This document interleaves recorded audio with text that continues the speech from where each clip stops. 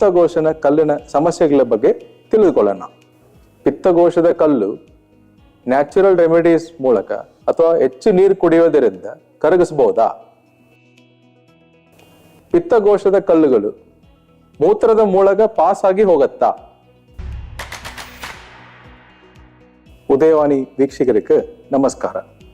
ನನ್ನ ಹೆಸರು doctor Jagan Mohan S. ನಾನು ಮಣಿಪಾಲದ ಕಸ್ತೂರಬಾ ಆಸ್ಪತ್ರೆಯಲ್ಲಿ ಸರ್ಜಿಕಲ್ ಗ್ಯಾಸ್ಟ್ರೋಎಂಟ್ರಾಲಜಿ ಮತ್ತು ಹೆಪಟೋಪ್ಯಾಂಕ್ರಿಯಾಟಿಕೋಬಿಲಿಯರಿ ಸರ್ಜರಿ ವಿಭಾಗದಲ್ಲಿ ಅಸಿಸ್ಟೆಂಟ್ ಪ್ರೊಫೆಸರ್ ಆಗಿದ್ದೇನೆ. ನನ್ನ ಒಪಿಡಿಯಲ್ಲಿ ಪಿತ್ತಕೋಶದ ಕಾಯಿಲೆ ನಾನು ಕಾಮನ್ ಆಗಿ ನೋಡುವಂತ ಒಂದು ಸಮಸ್ಯೆ.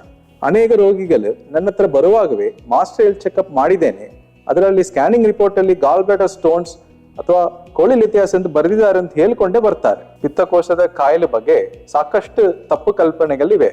ಇಂದಿನ ಕಾರ್ಯಕ್ರಮದಲ್ಲಿ ಪಿತ್ತಕೋಶನ ಕಲ್ಲಿನ ಸಮಸ್ಯೆಗಳ ಬಗ್ಗೆ ತಿಳಿದುಕೊಳ್ಳೋಣ. ಪಿತ್ತಕೋಶ ಅಂದ್ರೆ ಏನು? ಪಿತ್ತಕೋಶ ಅಂದ್ರೆ ಲಿವರ್ನ ಕೆಳಭಾಗದಲ್ಲಿ ಇರುವ ಒಂದು ಸಣ್ಣ ಅಂಗ.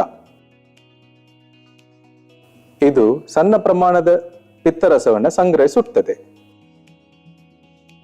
ಇದು ಪಿತ್ತರಸವನ್ನ ಪಂಪ್ ಮಾಡಿ ಡೈಜೆಷನ್ಗೆ ಸಹಾಯ ಮಾಡ್ತದೆ. ಆಕಸ್ಮಿಕವಾಗಿ ಕಂಡು ಬಂದಿರುವ ಕಲ್ಲುಗಳು 10-15% ಜನರಿಗೆ ಇರಬಹುದು. ಪಿತ್ತಕೋಶದ ಕಲ್ಲುಗಳು ಹೇಗೆ ಫಾರ್ಮ್ ಆಗ್ತದೆ? ಹೆಚ್ಚಿನಾಗಿ ಹೊರಗಿನ ಆಹಾರ ತಿನ್ನುವುದರಿಂದ ಪಿತ್ತಕೋಶದಲ್ಲಿ ಕಲ್ಲು ಫಾರ್ಮ್ ಆಗ್ತದಾ? ಪಿತ್ತಕೋಶ ಕಾಯಿಲೆಗೆ ಒಂದೇ ಒಂದು ನಿರ್ದಿಷ್ಟ ಕಾರಣ ಇಲ್ಲ, ಹಲವಾರು ಕಾರಣಗಳಿವೆ. ಇಡಿಯೋಪತಿಕ್ ಅಂತ ಹೇಳ್ತೇವೆ. ಪಿತ್ತಕೋಶದಲ್ಲಿ ಇರುವ ಪಿತ್ತರಸದಲ್ಲಿ ಇರುವ ಕೊಲೆಸ್ಟ್ರಾಲ್ ಮತ್ತು ಬೈಲ್ ಸಾಲ್ಟ್ಸ್ ರೇಷಿಯೋ ಚೇಂಜಸ್ ಆದರೆ ಪಿತ್ತಕಲ್ಲು ಫಾರ್ಮ್ ಆಗುತ್ತೆ.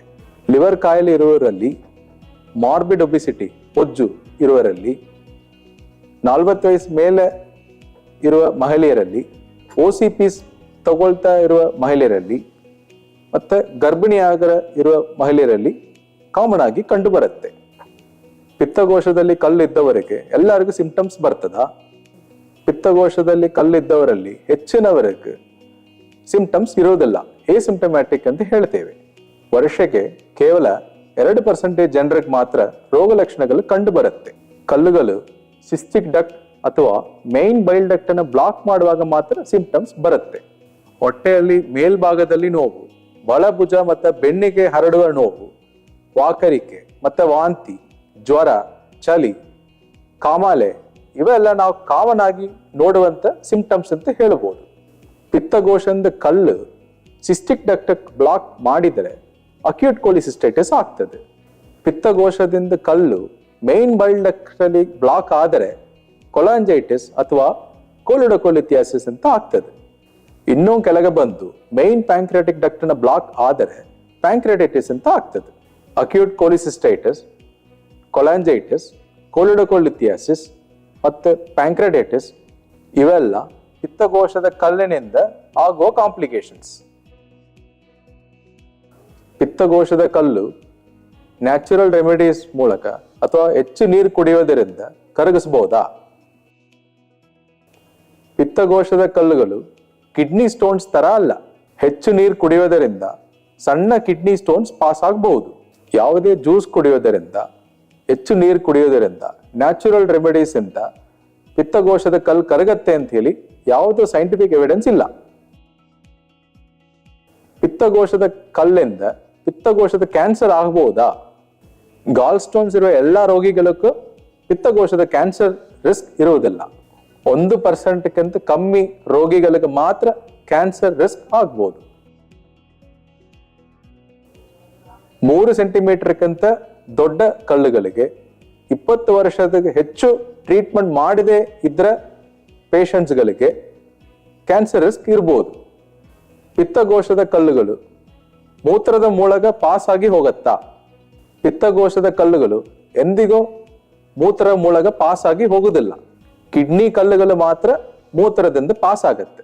ಸಾಕಷ್ಟು ನೀರು ಕುಡಿಯೋದರಿಂದ ನಮ್ಮ ಡಿಹೈಡ್ರೇಷನ್ ಕರೆಕ್ಟ್ ಆಗಬಹುದು ವಿನಃ ಪಿತ್ತಕೋಶದಲ್ಲಿ ಫಾರ್ಮ್ ಆಗೋದ ಕಲ್ಲನ್ನ ತಡೆ ಮಾಡೋದಿಲ್ಲ.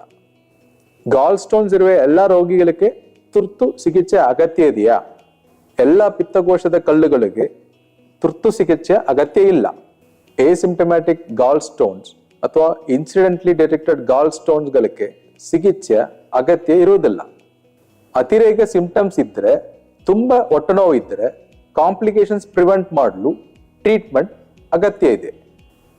ಪಿತ್ತಕೋಶದ ಸರ್ಜರಿ ಅಪಾಯಕಾರಿಯ ಮತ್ತು ಸರ್ಜರಿ ಆದಮೇಲೆ ತುಂಬ ನೋವಿರುತ್ತಾ? ಇದು ಗಾಲ್ ಬ್ಲಾಡರ್ ಸರ್ಜರಿ ಸಾಮಾನ್ಯವಾಗಿ ಮಾಡುವಂತ ಒಂದು ಸೇಫ್ ಸರ್ಜರಿ ಅಂತ ಹೇಳ್ಬೋದು. ನಾವು ಹೆಚ್ಚಾಗಿ ಲ್ಯಾಪ್ರೋಸ್ಕೋಪಿಕ್ ಸರ್ಜರಿ ಅಥವಾ ಕೀಹೋಲ್ ಸರ್ಜರಿಯನ್ನು ಮಾಡ್ತೇವೆ.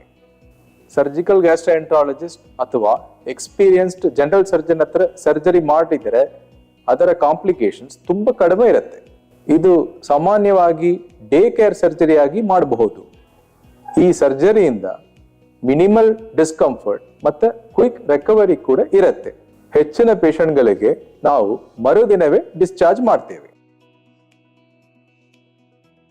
ಪಿತ್ತಕೋಶ ಸರ್ಜರಿಯಲ್ಲಿ ದೇಹದಿಂದ ಪಿತ್ತಕೋಶವನ್ನ ತೆಗಿತಾರ ಅಥವಾ ಕಲ್ಲು ಮಾತ್ರ ತೆಗಿತಾರ? ಪಿತ್ತಕೋಶದ ಸರ್ಜರಿಯಲ್ಲಿ ಪಿತ್ತಕೋಶದ ಕಲ್ಲು ಮಾತ್ರ ತೆಗೆದರೆ ಪುನಃ ಕಲ್ಲು ಫಾರ್ಮ್ ಆಗಬಹುದು. ಅದಕ್ಕೆ ಪಿತ್ತಕೋಶವನ್ನೇ ತೆಗಿಬೇಕಾಗತ್ತೆ. ಪಿತ್ತಕೋಶ ತೆಗೆದ ಮೇಲೆ ಡೈಜೆಷನ್ ಸಮಸ್ಯೆಗಳು ಬರಬಹುದಾ? ಆಪರೇಷನ್ ನಂತರ ಕೊಬ್ಬಿನ ಆಹಾರ ತಿನ್ನಬಾರದಾ? ಪಿತ್ತಕೋಶವನ್ನು ತೆಗೆದರೆ ಡೈಜೆಷನ್ಗೆ ಯಾವುದೇ ಚೇಂಜಸ್ ಬರುವುದಿಲ್ಲ. ನಾರ್ಮಲ್ ಡಯಟ್ ತಗೋಬಹುದು. ಯಾವುದೇ ಫುಡ್ ರೆಸ್ಟ್ರಿಕ್ಷನ್ಸ್ ಇರುವುದಿಲ್ಲ. ಬೈಲ್ ಪ್ರೊಡ್ಯೂಸ್ ಮಾಡೋದು ಲಿವರ್ ಅದು ಕೆಲಸ. ಗಾಲ್ ಬ್ಲಾಡರ್ ಅದನ್ನು ಸ್ಟೋರ್ ಮಾಡೋದು ಮತ್ತೆ ಕಾನ್ಸಂಟ್ರೇಟ್ ಮಾಡೋದು. ಆದುದರಿಂದ ಪಿತ್ತಕೋಶನ ತೆಗೆದರೆ ಡೈಜೆಷನ್ಗೆ ಏನು ಸಮಸ್ಯೆ ಆಗುದಿಲ್ಲ. ಎಂಡೋಸ್ಕೋಪಿ ಮೂಲಕ ಗಾಲ್ ಸ್ಟೋನ್ಸ್ ಅನ್ನು ತೆಗಿಬಹುದಾ? ಪಿತ್ತಕೋಶದಿಂದ ಕಲ್ಲು ಜಾರಿ ಪಿತ್ತನಲ್ಲಿಯಲ್ಲಿ ಬ್ಲಾಕ್ ಆದರೆ ಅದನ್ನು ERCP ಅಥವಾ ಎಂಡೋಸ್ಕೋಪಿಕ್ ರಿಟ್ರೋಗ್ರೇಡ್ ಕೊಲಾಂಜಿಯೋ ಪ್ಯಾಂಕ್ರಿಯಾಟೋಗ್ರಫಿ ಮುಖಾಂತರ ತೆಗಿಲಿಕ್ಕಾಗತ್ತೆ. ಆದರೆ ಪಿತ್ತಕೋಶನ ಒಳಗೆ ಇರುವ ಕಲ್ಲನ್ನು ಎಂಡೋಸ್ಕೋಪಿ ಮೂಲಕ ಸದ್ಯಕ್ಕೆ ತೆಗೆಯುವುದು ಸಾಧ್ಯ ಇಲ್ಲ. ಕೊನೆಯದಾಗಿ ನಾನು ಏನು ಹೇಳಲು ಬಯಸ್ತೇನೆ ಅಂದ್ರೆ, ಪಿತ್ತಕೋಶದ ಕಲ್ಲುಗಳು ಸಾಮಾನ್ಯವಾಗಿ ನಾವು ಕಂಡು ಬರುವಂತ ಒಂದು ಸಮಸ್ಯೆ. ಅದಕ್ಕೆ ಅಗತ್ಯ ಇರುವಾಗ ಮಾತ್ರ ಶಸ್ತ್ರಚಿಕಿತ್ಸೆಯನ್ನ ಮಾಡಬೇಕು. ಎಲ್ಲರಿಗೆ ಸರ್ಜರಿ ಅಗತ್ಯ ಇಲ್ಲ. ಪ್ರತಿಯೊಬ್ಬರು ಪಿತ್ತಕೋಶದ ಸರ್ಜರಿ ಮಾಡುವ ಮುನ್ನ ತಜ್ಞ ವೈದ್ಯರಲ್ಲಿ ತಪಾಸಣೆ ಮಾಡಬೇಕು. ಧನ್ಯವಾದಗಳು.